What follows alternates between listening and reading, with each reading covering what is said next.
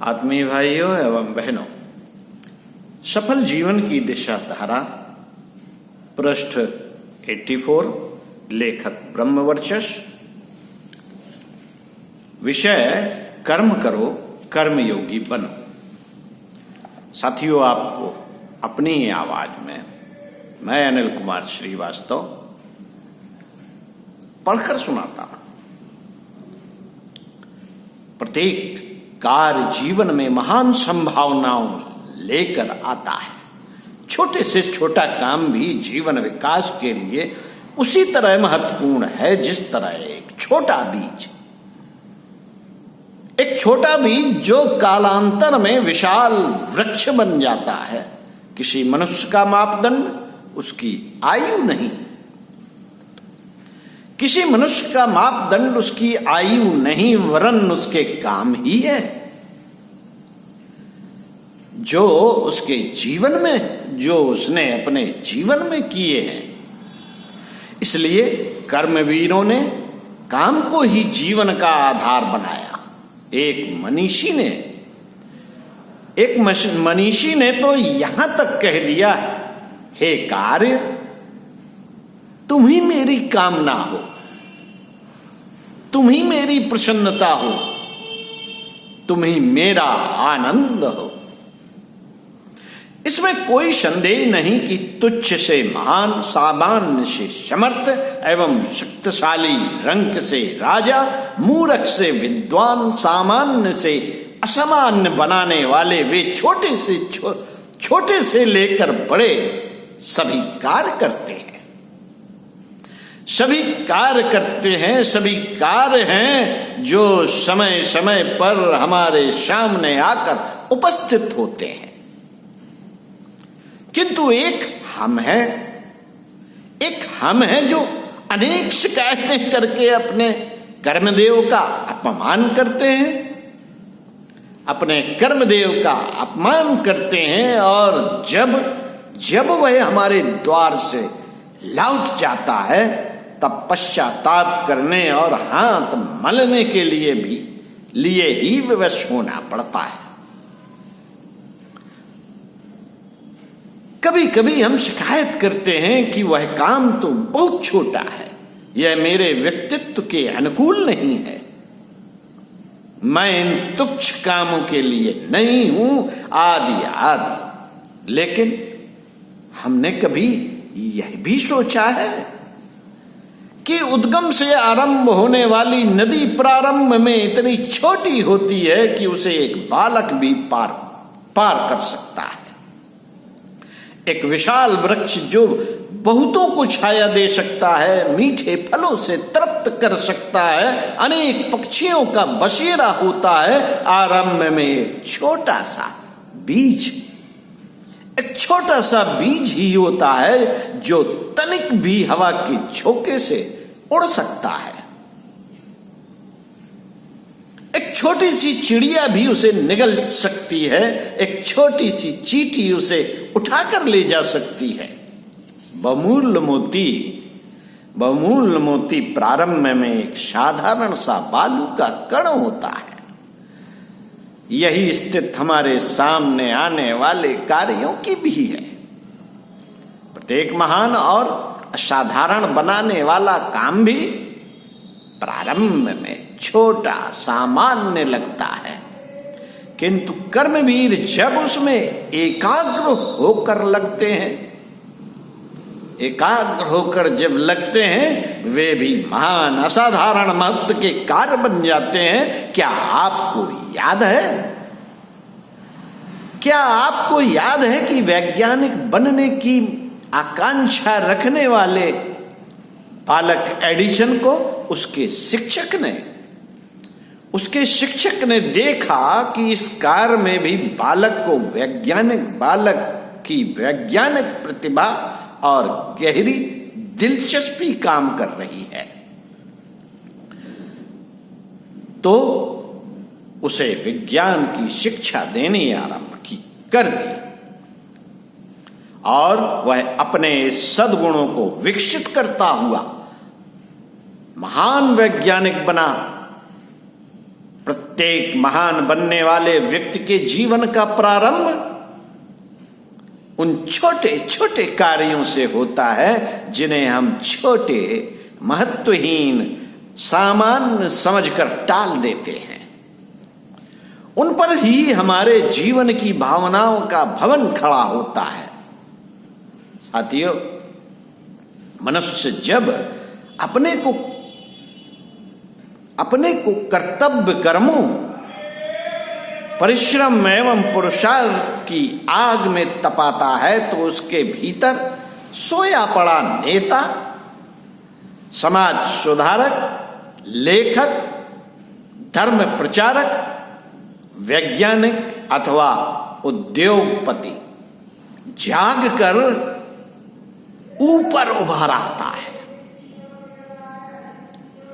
मित्रों, ईश्वर की सबसे बड़ी देन, सबसे महत्वपूर्ण प्रसाद है। ईश्वर की सबसे बड़ी देन, सबसे महत्वपूर्ण प्रसाद है अपने मस्तिष्क को विकृतियों से रिक्त बनाइए, उसमें विवेक एवं सद्बुद्धि का दीप प्रज्वलित करिए, उसको निर्माण की दिशा में लगाइए और देखिए कि आपका निर्विकार मस्तिष्क आपको कैसी कैसी सृजनात्मक योजनाएं प्रदान करता है और किस प्रकार आपका मार्गदर्शन करता है एवं प्रहरी की तरह आपको बचाए भी रहता है। कार्य को आरंभ कर देने पर अनेक विघ्न बाधाएं दिखाई पड़ती हैं, परंतु विघ्नों से डरकर कार्य को अधूरा छोड़ना भीरू प्रकृति का परिचायक है। ऐसे व्यक्ति किसी भी कार्य में सफलता प्राप्त नहीं कर सकते। मनुष्य वह है जो बाधा रूपी चट्टानों को तोड़कर गिरा देता है। कार्य तो वह है जिसमें बाधाएं आए, और कर्मवान वह है जो ऐसे ही कार्यों को करें जिनमें बाधाएं आकर उसे सफलता के द्वार की ओर दृढ़ता से धकेल दें। इसलिए बाधाओं का स्वागत करिए, वे आपकी सफलता का रहस्य आपको समझाएंगे। साथियों, सूर्य, चांद, तारे अपने कर्ममय गति चक्र में कभी कोई बाधा नहीं आने देते। अपने कर्ममय अवसान और फिर उदय में ही उनके अस्तित्व का बोध और सार्थकता है। नदी का कर्म है रास्ते में आने वाले स्थानों को सींचते, हरियाली बांटते हुए निरंतर बहते रहना। जब जड़ प्रकृति और उसके विभिन्न रूपों का यह हाल और नियम है, तब भला सजीव सचेतन मनुष्य कर्महीन कैसे रह सकता है? जीवन और प्रकृति के इन रूपों, नियमों और रहस्यों को समझ बूझ कर ही कवि ने इस तथ्य को उजागर किया है कि कर्म प्रधान विश्व रचि राखा। कर्म प्रधान विश्व रचि राखा, अर्थात इस जगत में कर्म करते रहना ही जीवन का परम सत्य है। संसार की रचना ही वास्तव में कर्म करने के लिए की गई है। संसार में सुखों का अधिकारी केवल कर्मवीर व्यक्ति ही हुआ करता है। कर्म से जी चुराने वाला कभी नहीं। कहावत है कि चलने वाला ही कहीं पहुंच पाता है, राह के किनारे बैठा रहने वाला नहीं। सागर की गहराई में उतरकर गोता लगाने वाला ही भीतर से मोती निकाल कर लाता है। जो व्यक्ति अपने आत्मबल आत्मबल, सेल्फ कॉन्फिडेंस कहा जाता है इंग्लिश में, सेल्फ कॉन्फिडेंस। आत्मबल पर भरोसा नहीं करते जो व्यक्ति और साधनों को सर्वोपरि मानते हैं, वे संसार में कुछ कर सकेंगे, इस पर विश्वास नहीं होता। स्वामी अय्यर बहुत छोटे थे। उनके पिता अंधे थे। माता चक्की पीसने जैसा भारी काम करके कुछ पैसे कमा लेती थीं, उसी से तीनों का गुजारा होता था। अय्यर थोड़े बड़े हुए और पढ़ने लिखने लगे तो 1 रुपया मासिक की नौकरी कर ली। साथ ही पढ़ते रहे। पढ़ाई ऊंची चली तो उन्हें 500 रुपए पुरस्कार मिले।